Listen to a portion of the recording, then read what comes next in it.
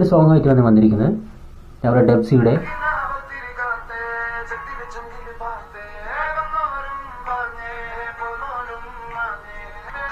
തുടങ്ങിയാലോ.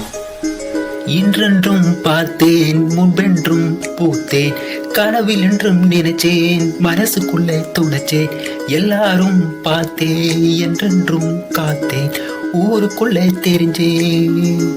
அழகான பொண்ணே, கலரில்லா பொண்ணே, உயிராக நினைச்சு கொண்டு உலகென்றும் போனேன். காரமான பொண்ணே, காதலிக்க போனேன், கிடைச்சாலும் துணைச்சாலும் காஷ்மீரம் போனேன்.